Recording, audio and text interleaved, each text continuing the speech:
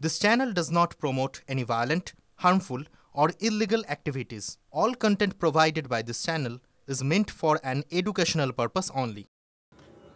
পাকিস্তান ভয় পেয়ে এখন এগুলো করার চেষ্টা করছে নিজেকে বাঁচার জন্য। যেমন বিড়াল ভয় পেলে নিজেকে ফুলিয়ে নিয়ে দেখায় যে আমি খুব শক্তিশালী। সাপ ভয় পেলে কামড়ে দেয়। তো আজকে পাকিস্তান ভয় পেয়েছে বলে এই ধরনের ক্রিয়াকলাপ করছে, তাতে ওরই বিনাশ হবে আস্তে আস্তে।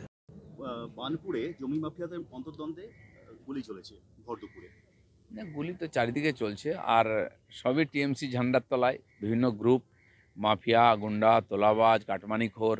বীরভূমে দেখছি নিজেরা দুই গোষ্ঠীতে মারামারি, তাদের নেতাকে মানবো না, কে মানবে বলে বমবন্দুক। জেলায় জেলায় হচ্ছে, বার্নপুরও তার আলাদা নয়। আর এটাও তারা বুঝে গেছে যে সরকারও বেশি দিন নাই, আর সরকারের উপরে কারো কোনো কন্ট্রোলও নাই। কেন যতটা পারা লুটে পুটে নাও, থামিয়ে নাও, যতদিন চলে তারপরে দেখা যাবে। ওয়াকফ সংশোধনী সম্পর্কে কেন্দ্রীয় সরকার হলফনামা দিয়েছে যে সরকারের কোনো ইচ্ছে নেই যে ধর্মীয় স্বাধীনতার হস্তক্ষেপ করে। না, প্রশ্নই নেই, ধর্মীয় স্বাধীনতা হস্তক্ষেপ করার কোনো প্রশ্ন নেই, সংবিধানেও সে অধিকার দেয়নি, আর মোদী সরকার সেটা করছেও না। ওয়াকফ প্রপার্টির নাম করে বা বোর্ডের নাম করে যে ধরনের লুটপাট আর দুর্নীতি চলছে সেটা বন্ধ করার দরকার।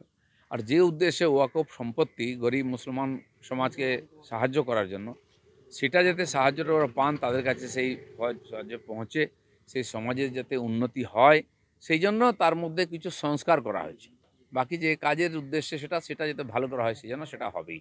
তা নাহলে এত প্রপার্টি দেখা যাচ্ছে 2014 সাল অবধি না কত ছিল, যা তার চেয়ে ডবল বেড়েছে এই বছরে। এই আসছে কোত্থেকে প্রপার্টি? এ তো পাকিস্তান বাংলাদেশ থেকে আসছে না, ভারতবর্ষের প্রপার্টিকে নিজের নামে করে নিচ্ছে।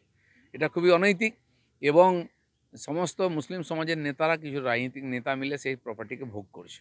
তার কোনো মা বাপ নেই।